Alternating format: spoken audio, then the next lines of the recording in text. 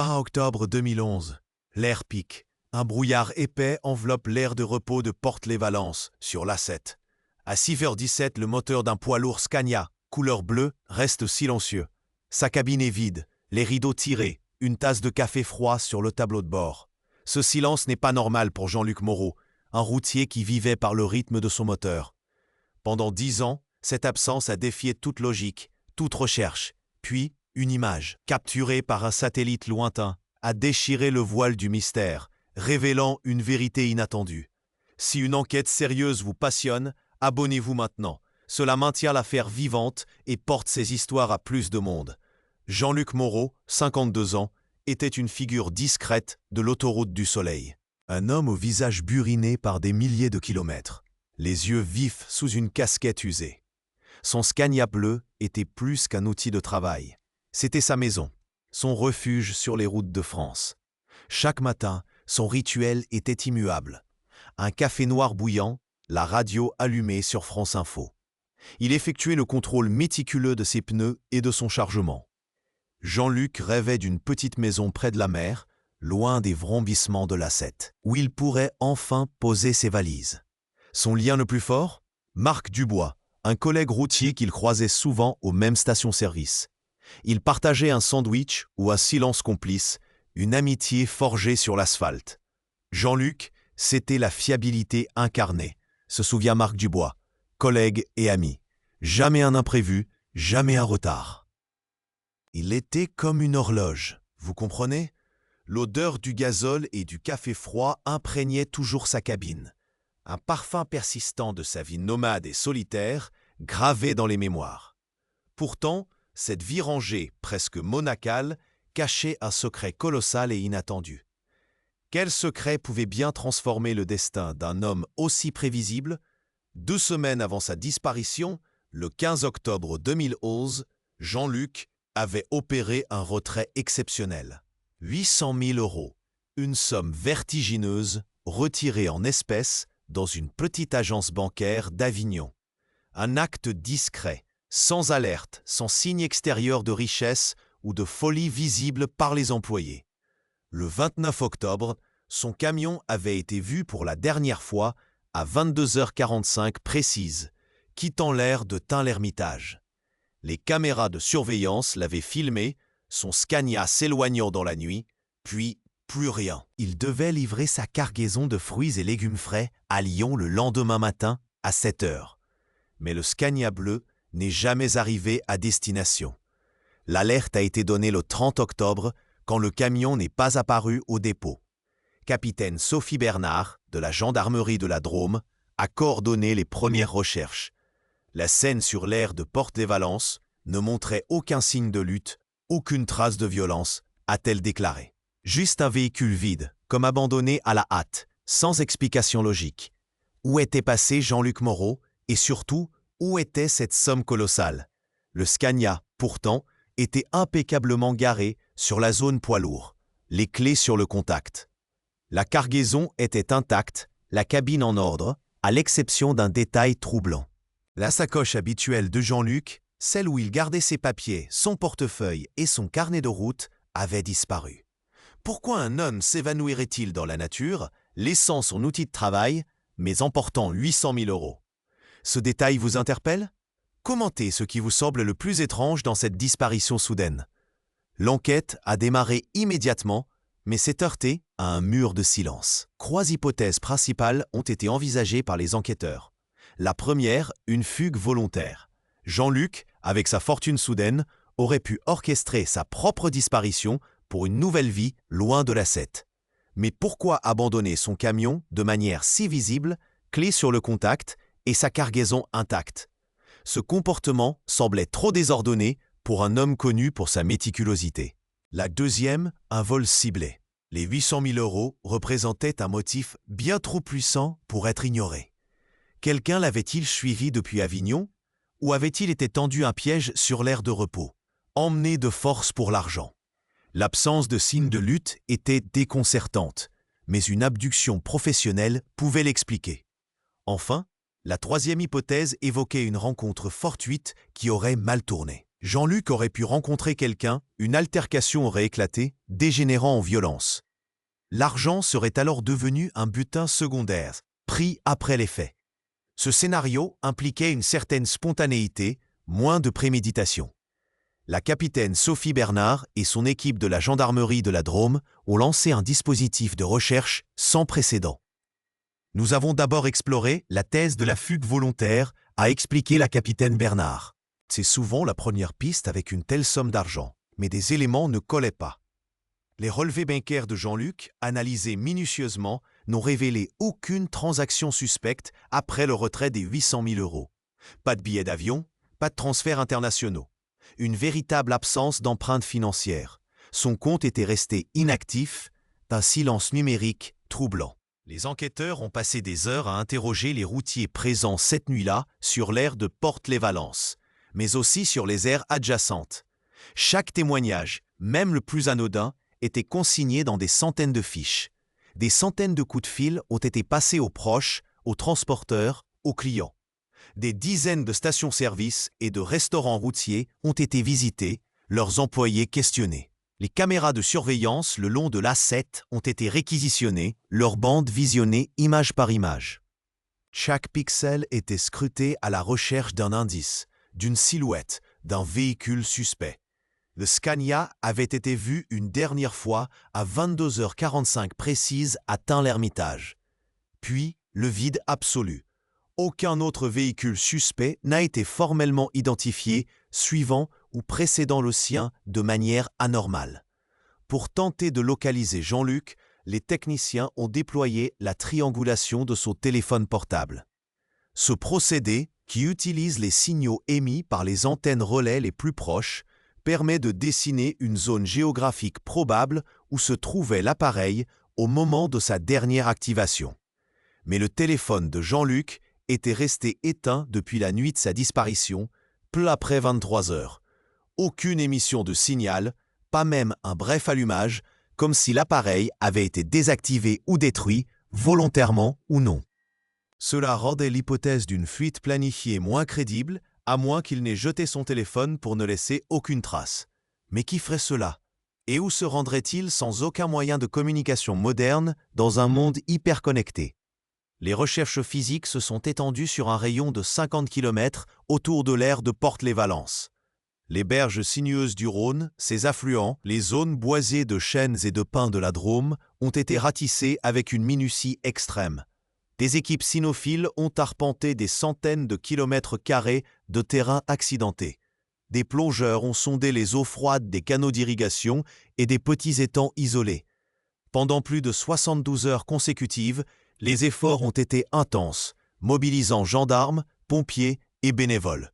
Malgré cette mobilisation massive, pas la moindre trace de Jean-Luc, ni de sa sacoche, ni de l'argent.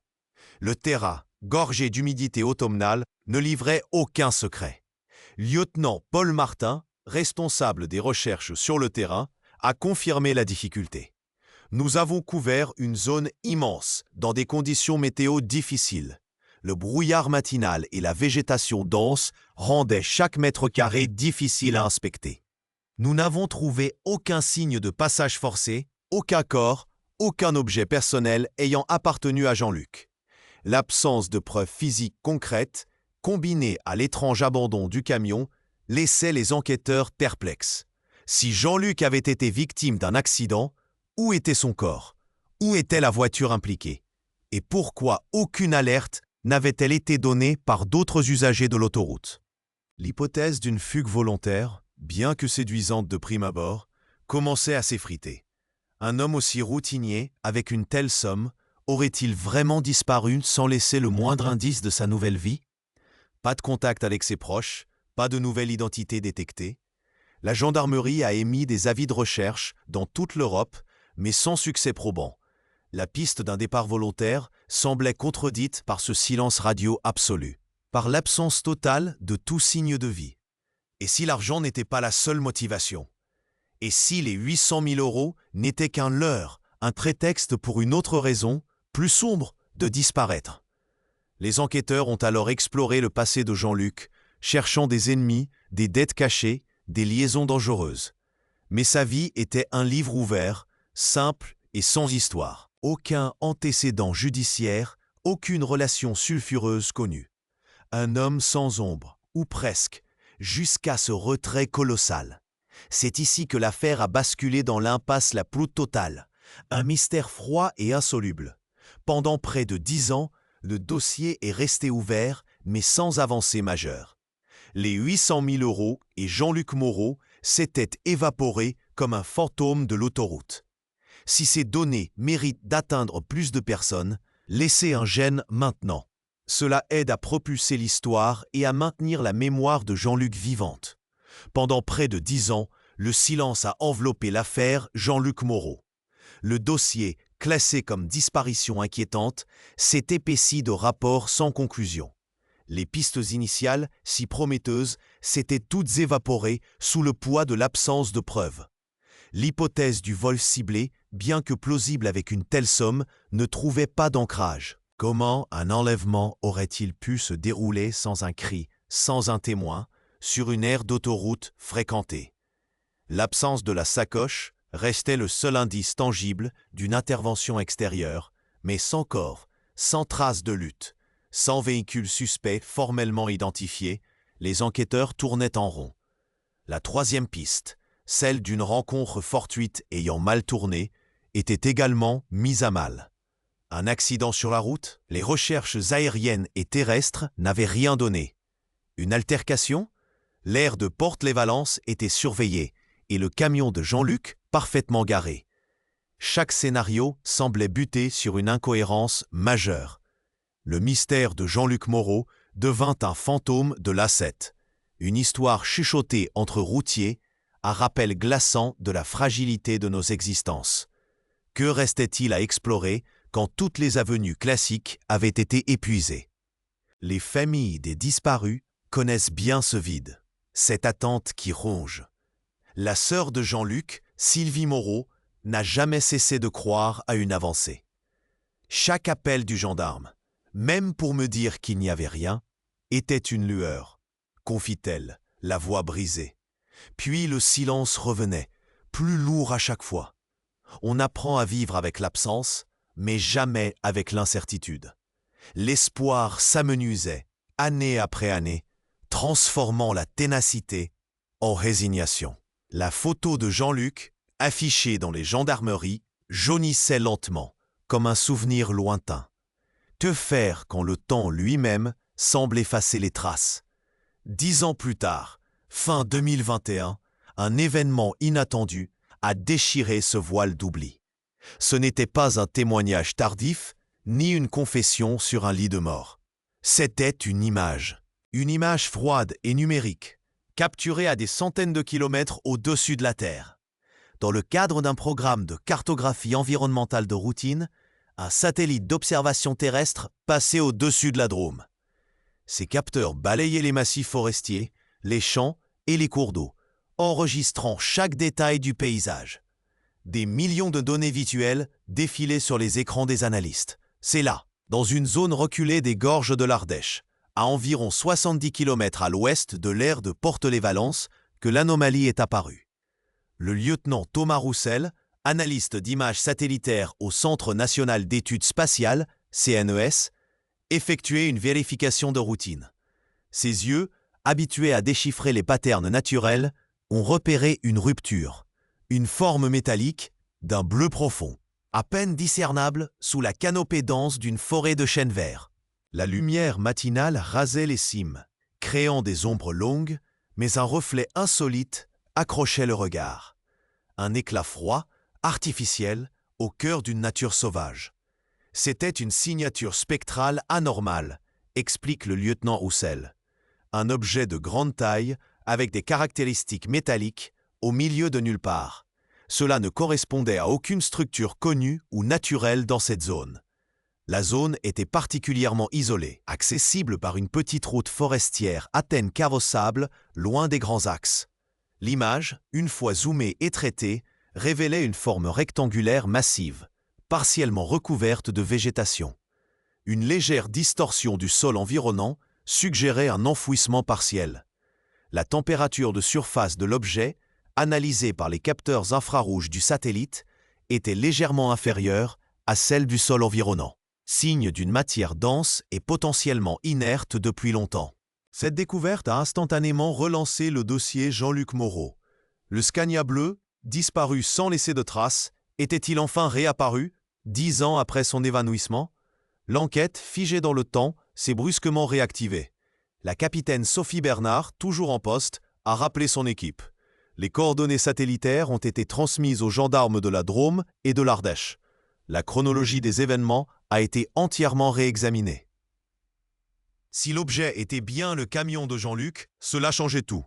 L'hypothèse d'une fugue volontaire s'effondrait définitivement. Qui abandonnerait une telle somme d'argent dans un camion enseveli pour refaire sa vie? Le scénario d'un vol ciblé ou d'une rencontre fatale prenait une tournure plus sombre, plus préméditée. Un détail du début, la disparition de la sacoche de Jean-Luc, prenait désormais un sens glaçant. Si le camion était là, mais que l'homme et l'argent avaient disparu, qu'était-il arrivé entre l'aire de Porte-les-Valences et ce coin reculé de l'Ardèche? Jusqu'ici, quelle théorie vous semble la plus plausible? A, B ou C? Commentez avec la lettre et le pourquoi. Les coordonnées ont mené les équipes au cœur de l'Ardèche, un paysage de gorges profondes et de forêts denses. La gendarmerie s'est mobilisée rapidement. C'était un matin froid de décembre 2021, 10 ans après la disparition de Jean-Luc. Le chemin vers l'anomalie satellitaire était périlleux, une piste étroite, à peine visible, sous une épaisse couche de feuilles mortes et de boue. Après plusieurs heures de navigation prudente, les gendarmes ont atteint un replat isolé, dominé par d'imposants chênes verts. L'air était vif, chargé de l'odeur humide, de la terre et du sous-bois. La lumière du soleil peinait à percer la canopée, laissant le sol dans une pénombre constante. Et là, sous une bâche de camouflage naturel, faite de branches et de lianes entremêlées, ils l'ont trouvé. Le Scania bleu de Jean-Luc Moreau. Il était enfoncé dans le sol, comme s'il avait été poussé là avec une force considérable, son pare-choc avant à moitié enfoui. La peinture, autrefois éclatante, était écaillée, rongée par la mousse et les intempéries. Les pneus étaient à plat, les vitres brisées et la cabine ouverte offraient une vision de désolation. C'était bien le camion du routier disparu. Mais que révélait-il de son passager? Les experts de la police scientifique, menés par la perquisitionneuse Caroline Vidal, ont commencé leur travail méticuleux. Le véhicule était là, mais il était vide, a-t-elle constaté, la voix grave. Pas de corps, pas de sacoche, pas d'argent, juste le silence d'une décennie. L'intérieur de la cabine était en désordre, mais sans signe évident de lutte violente. Des papiers étaient éparpillés, des effets personnels de Jean-Luc.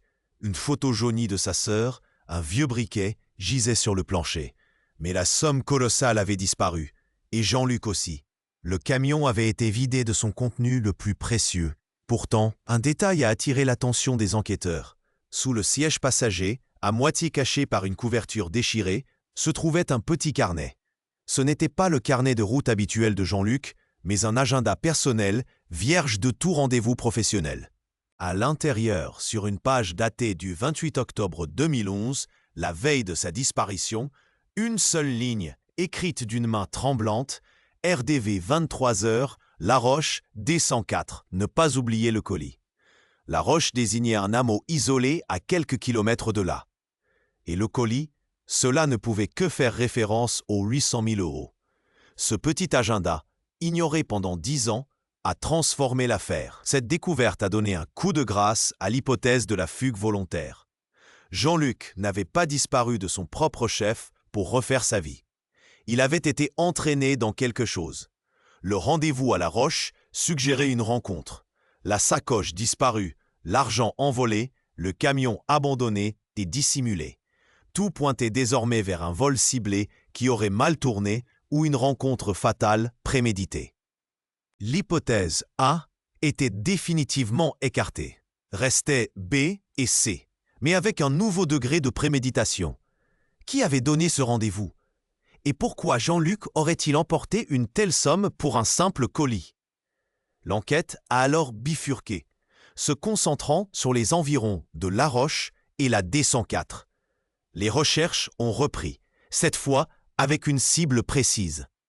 Des dizaines de maisons ont été visitées, des centaines de riverains interrogés. Des équipes de fouilles ont arpenté chaque mètre carré de terrain, utilisant des détecteurs de métaux et des sonars pour déceler toute anomalie sous le sol.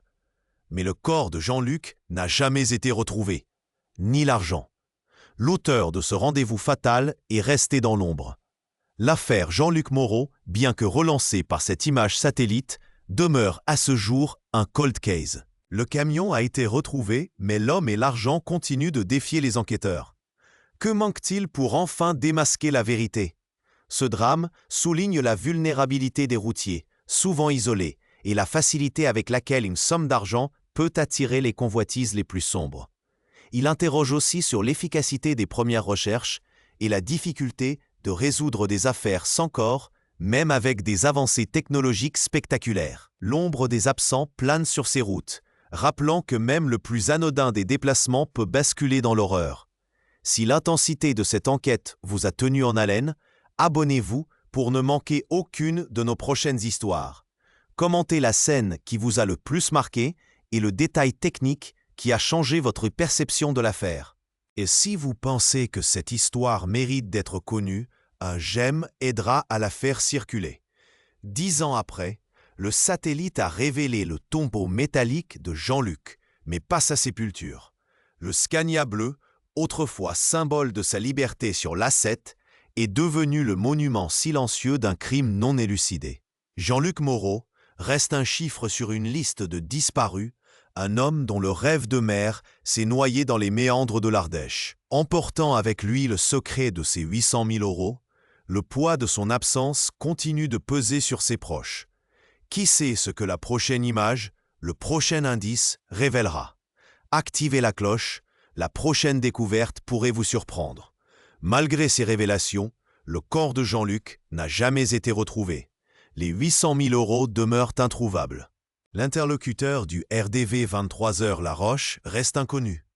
Si vous détenez la moindre information sur cette nuit d'octobre 2011, la D104 ou des proches de Jean-Luc, contactez la gendarmerie.